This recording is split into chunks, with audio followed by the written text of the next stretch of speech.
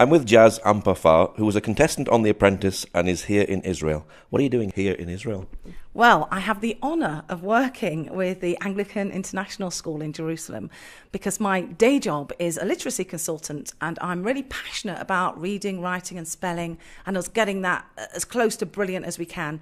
They were my own tickets out of poverty, not just physical poverty, but mindset poverty. So if we can get children by the end of primary school really owning the skills they need, then we can make a huge difference.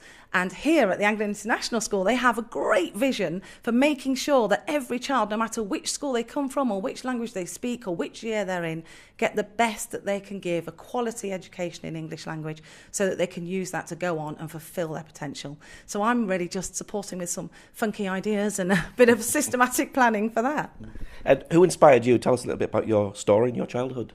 Yeah, well, my childhood is, I always think it's a very sort of sad story. I always think if I was going on we have the X Factor in the UK, which is like a singing competition, and all the contestants have really sad backstories, and that's what makes them great contestants. I don't particularly want to win a singing competition, but I do have a great backstory.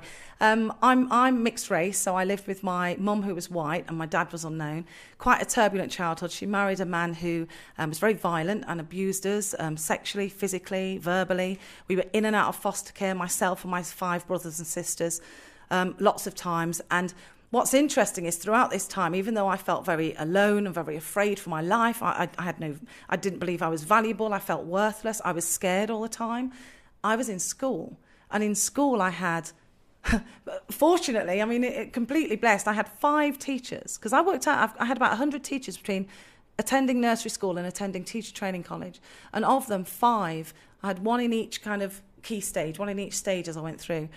Really just they did the academic stuff, but they were very interested in connecting with me as a person. They were about engagement.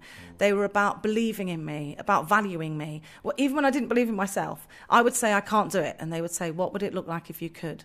I would say, I'm just rubbish, I'm never going to get this right. And they would say, well, I believe in you and I'm right here. And because I didn't have anyone else, the power of someone just standing shoulder to shoulder with you repeatedly kind of kept the flame of hope burning, that one day I would maybe, escape my horrible life. And even when we went into foster care and we were sort of rescued and taken away, that was about 8 years old, things were still very difficult. But all through secondary school, I had these people that believed in me and invested in me, and it made me want to not let them down. And I actually went on in the end to become a teacher because of their input, because I wanted to pay it forward and honour what they did. And because they showed me what a great adult was. I didn't, as far as I was concerned, that the pinnacle of being a great human was to be a teacher and to be compassionate and have empathy and to always hold children with an unconditional positive regard. And so that's what I set out to become. And teachers change your life? Completely. They're transformation agents. I think, and here's the crazy thing, what I do now is because after I had a fantastic opportunity to go on The Apprentice and get fired in the first week, becoming a failure expert. And I remember when it happened thinking, I'm just going to hide. I'm going to fake my own death and hide away in a desert island because it's so embarrassing, because every child I've ever taught, every parent I know, all my friends and family, everyone is going to see that I've failed. But actually, I started to embrace it and thought, well, failure is it's like a ladder. Every rung is a failure, and you need plenty of rungs to get to the top to succeed. So I started kind of talking about that. And I do lots of talks in business, but my favourite keynotes are in education, to remind teachers, look, I know you're tired. I know it's hard work. I know you're paid a really low wage. But you have the most amazing job in the world, because you are literally transformation agents. You interrupt trajectories by just being there, by the little things you do, by showing up with your whole self every day, and you change lives, you change futures, and you should own that hero status and celebrate it. And also that means looking after yourself and not putting everybody else first all the time, as I know teachers also do. Because you can't fill from your cup, you need to fill from your saucer. So you need to be overflowing yourself in order to be a civic innovator for others. Do you feel that there's a lot of people in society, and teachers as well, who don't realise their potential and their range and their influence? Yeah, do you know, this is one of my saddest things. Because I lived for years as an adult pretending hiding, imposter syndrome, having imposter syndrome, just feeling all the time that I don't deserve this, I shouldn't be here, this is someone else's life, and believing that everyone should have access to kindness and everyone is valued apart from me. And I remember sort of having a thought thinking, why am I so special that I'm the only person on the planet that isn't valuable and everybody else is? And actually, when I started to stop using can't, don't, won't, should, when I noticed that in my language, I would switch it. So instead of saying, oh, I should be a better mum, or I should cook more fresh food, or I should exercise more, I just changed it to, I would like to exercise more. I would like to cook healthier meals. And even that small shift changed what I could achieve. But what I see all the time is people living in this story. They tell themselves that it's a story from their past. Any trauma, however big or small, a relationship breaking up, or a child that you can't connect with, your own child that you've had a problem with, or feeling bullied at some stage, can create a story about yourself. And the story you tell about yourself isn't the truth about you. It's a past fact, and actually it limits us. It's a limiting thought, limiting language and behaviour. And what it means is that we're all walking around. Other people could benefit from our vulnerability and authenticity, but we're too afraid. We're led by fear. And fear, you can't grow from fear and shame. It's not a place, it's not a fertile garden. You have to be able to say, what's the truth? What is the truth about me? And stand on that. And a great way to do it, I've actually got cards that I give out. I give a card to someone, and it says the truth about me by whoever. They hand it to someone who knows them well, and they write on the back something that is true about that person, and then you keep it with you. And when you're thinking, I am just useless, you get the card out and go, oh, that's the truth about me, and you stand on that truth. What motivates you? God, that's a good question. What motivates me? At first I thought it was this desire not to hide anymore. It was like knowing that if I could be open and honest about who I was and why I do what I do, then I would feel... Because I was doing literacy. I've been doing literacy for 25 years, and people would come up to me and say, oh, it's amazing what you've done has changed our school, it's changed our town, we've done this. I was travelling abroad, and, oh, you've changed our country and the government. I'm like, yeah, that's great. And it was good, but I knew I wasn't being honest with myself about why I was doing it, because I was hiding. I was ashamed. I was scared of what people would think of me if I told the truth. So at the beginning, what motivated me was like, I want to be honest. I want to stop hiding. I want to stop feeling ashamed. And then as The Apprentice came out, my baby brother, who's one down from me, took a heroin overdose and died. And it was very, if you've lost someone, it's just, it doesn't matter how much you know about what happens after they die, it still just tears you in half. And there was a point after that, I was standing at the sink washing up, and I suddenly thought, it's not okay. I have to do something, because I know how to survive. I know what it takes to get through, and I'm not sharing it. So it's like me finishing a race and celebrating, and there's people collapsed at the second lap, and I know something that can help them, and I'm not sharing it. It's wrong. And it was just this real, it's not okay, and I'm going to do something about that. So it's kind of redemptive, I think. It's me sort of saying, there's more. It's not, I'm not going to settle. I'm not going to settle for myself or for anyone saying, do you know what, I'm not good enough, because that's just not the truth. How have you been able to inspire teachers here in the Holy Land? Oh, well, I think I've been more inspired than inspiring them. What I've met, especially at this school, is people who have such a heart for supporting and helping. And, teachers in the Holy Land and teachers all over the place have one thing in common. They all put in above and beyond what is needed to try and do their best. And that costs them. It costs them in their own health. It costs them in their own personal lives. I mean, I know I was teaching, and my children drew a picture of our family, and they drew Daddy and the other three kids and Jacob, and then he drew me, and I was on my laptop. I was just like, oh no, I've got to change this. But I think one of the ways that I hope that I've inspired them is to just take on board the agency and capacity you have. It's not about being the best of everything. It's about your personal best. And one thing I do is I give teachers a badge at the end of training, and there's 4 very powerful words on that badge, 4 words to stand by. And it says, our work changes lives. And I say, I only want you to wear this if you believe it. And if you do believe it and you do wear it, then you need to start owning it.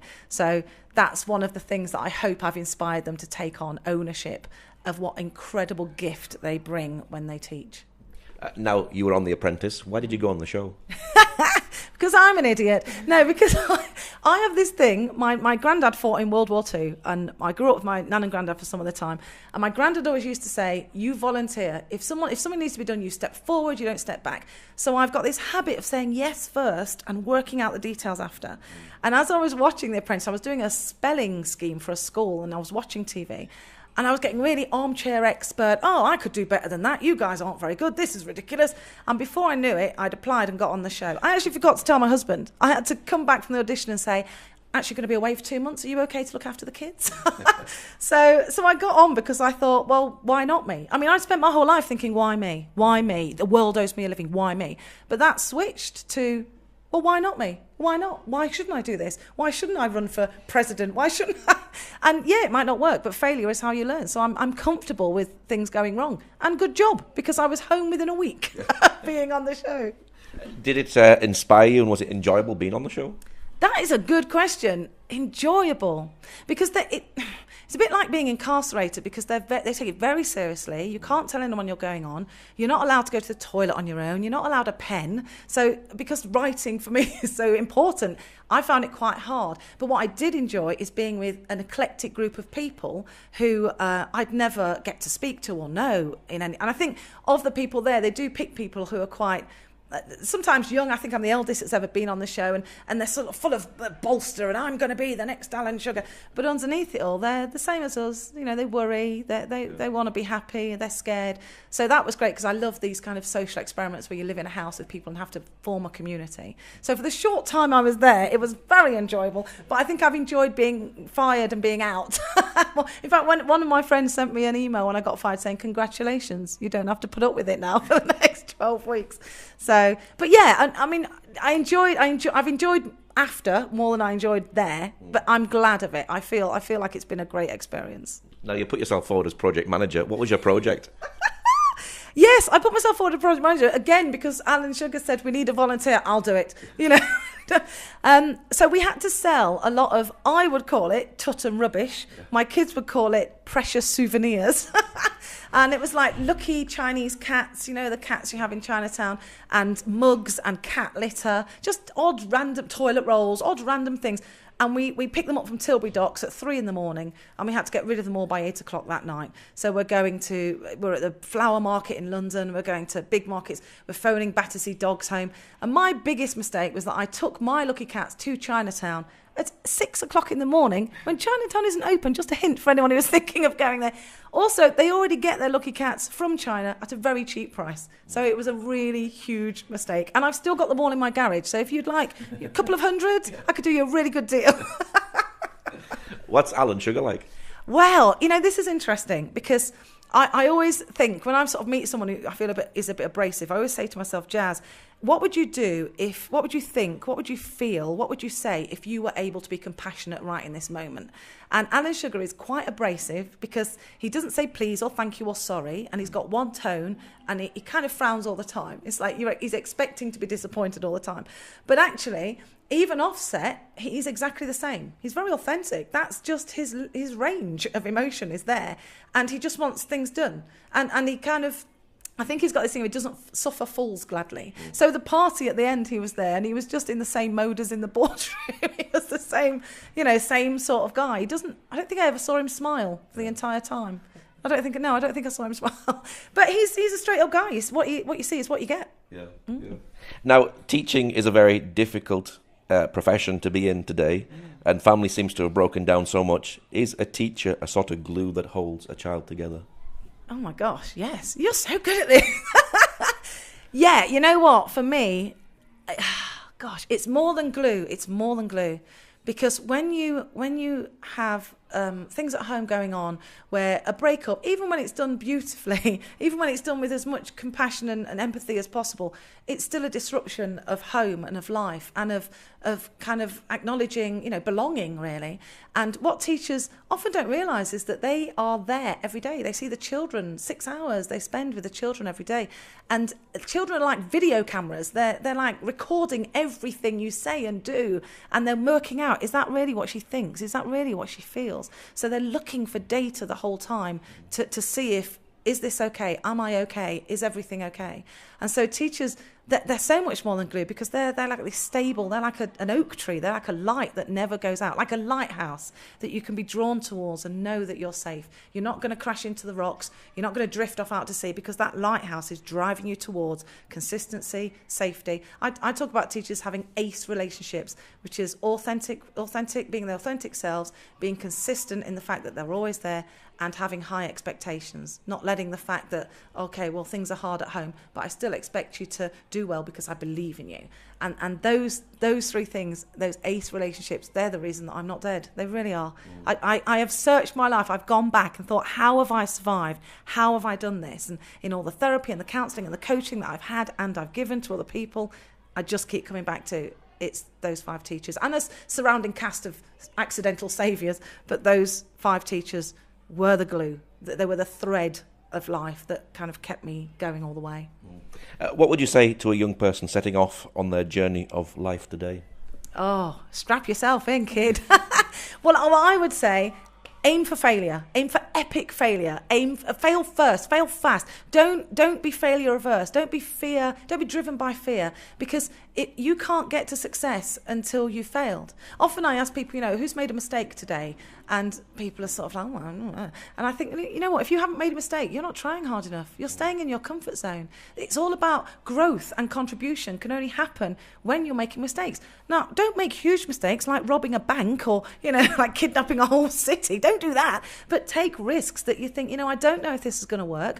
I don't know if anyone's successfully done it before, but the current situation isn't the best it could be, and I'm going to go for it. That's a sort of risk. And what you find is that when you do that, people come with you. Everyone's waiting for one person to say, let's give it a go, so that they can join as well. So I would say rebrand failure so that it is your superpower, so that you can become a failure ninja, and you can really grasp all of those things that frighten you and you're afraid of, because everything you want is on the other side of your fear. So dance with it, go straight through it and get there.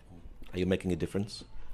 Yes, I'm making a difference. I am making a difference, because I get so many fantastic emails and tweets, and when I speak at keynotes, when I travel around the world, people come up to me afterwards. I'm making a huge difference. And what I hope is that, half the time I want to get involved in people's lives and I want to walk with them for the rest of the time. But what I know and what I hope and what I expect is that the difference I make is a catalyst for change. And people say to me, because of what I've heard, I want to live my life differently. And that's what I want to do. That's what everyone else has done for me. And I just want to, that's what a good one looks like. And the way I thank the people who've invested in me and changed my life is by passing that forward to someone else. So yeah, I think I am. Okay, Jaz, thank you for sharing. Thank you so much.